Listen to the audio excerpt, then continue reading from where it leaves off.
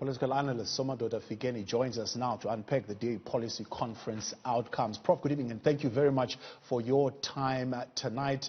Economic injustice persists and inequality persists in this country.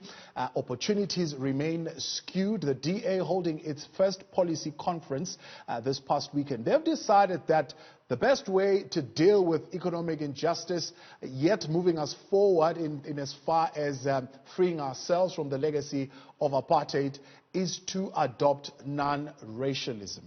And that is the way forward. What's your view on that policy stance?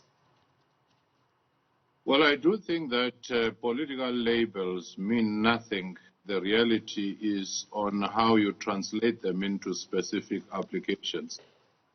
So far, the notion of saying they are going to abandon race as a proxy and they are going to focus on individuals simply bucks the trend everywhere else in the world and also in our country, that if people had a group experience, in order to address their problem, you also have to acknowledge that reality in trying to address their plight. But if you ignore that, and you simply say you are going to use case by case, it is almost an impossibility to address the inequalities, especially those imposed by legacy. They seem to say race classification is what got us here to this inequality. They're saying it's an apartheid evil that we need to move away from, and it is therefore not necessary to address the injustice of the past for us to go back to race classification. I mean, your view on how useful race classification can be in South Africa in addressing that very legacy of the past? Well, just try to think of it this way. If there was a Holocaust against Jews, to say that we will not recognize their experience in addressing their problems, we'll wait for each individual case. If there was slavery, you say that we are not going to say it was blacks who suffered that and acknowledge it and tackle it as a group experience. Same with other countries, the Aborigines in Canada, in Australia. They've always recognized that that collective group experience, even at a level of policy of undoing it, you must first acknowledge it. Imagine if for women, you were to say, I won't recognize the gender-based violence. I'll only take case by case as you walk through a charge office. The systemic structural problem is almost impossible when you can't name it, especially the source of it. From reading the draft, they seem to suggest that dealing with this issue of race and actually appointing individuals based on merit will deal with incompetence, but almost putting the fact that right now, because we prioritize race in our selection, it means incompetence. So black means incompetence. What exactly are they saying? Actually, it simply means a corrective action if you go for a competent black person, but recognize that the skewness which you see now has a legacy. The only problem comes when you take a person who is incompetent because you want to demonstrate that affirmative action doesn't work. Everywhere else, as I'm saying, the group experience and the categorization of affirmative action across the world is used. This South African Democratic Alliance exceptionalism has no comparative basis in many countries. Even if you went to Malaysia, where there were such challenges, they were understanding and recognizing the category as a group.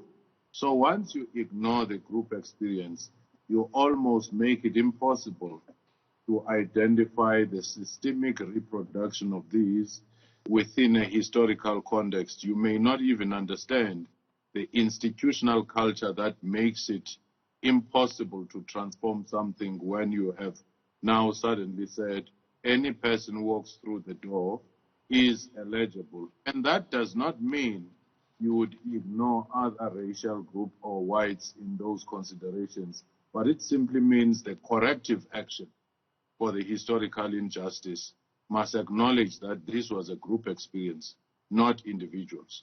Speaking of the history of legislated discrimination, they are of the view that 2 decades is enough to have moved away from that and to a more equal society. They cite countries like South Korea, they cite countries like Singapore, they cite countries like Rwanda to say, look at what they have achieved in 2 decades towards moving to an equal society. South Africa has failed to do that. Certainly, 2 decades of fierce resistance makes 2 decades look like 1 year. If they had collaborated and supported the process, then it would have moved faster and we would be looking beyond.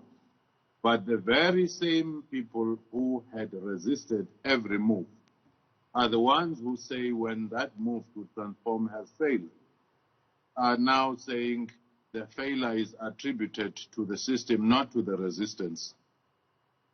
They are leaning more towards the sustainable development goals as a way of achieving economic justice, talking about let's fix governance, let's deal with corruption. They say the financial illiteracy is one issue, low savings culture and investment culture.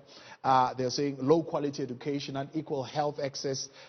These are the key drivers of inequality in the country. And once we address those, we will be able to see an equal and just society. Race-based or a history of legislated discrimination is probably like the last item on the list of things that we need to address. Well, do understand that if you were to forget, for example, the wealth distribution, the ownership of land, which is still according to the colonial and apartheid drawings. We have the apartheid geography as we speak, the patterns of settlement. So to simply say that these were due to lack of skills would actually be a cruel joke which has no, evidence base to it. And this you can look right across. And also there have been claims that banks and other financial institutions are less likely to fund the very same people historically who happen to be black. So if you fail to see the value chain and the systemic reproduction of inequality due to the legacy issues, of course that does not excuse policy failures of the contemporary government, corruption, but in the main, even the World Bank studies and most studies across the world, they are saying what you see in South Africa is failure to change the legacy of colonialism and apartheid because inequalities are along those lines. That has to be acknowledged upfront, and it has to be confronted as such. Let's look at the other policy suggestion. They're talking about introducing voluntary exemption from sectoral determination wages for workers who have been unemployed for over 12 months and introducing almost a category of low-skilled, low-wage workers. And policies like that, considering also the dynamics happening in the party right now, would only serve to alienate them and push them a little bit further from the black voter, would they not?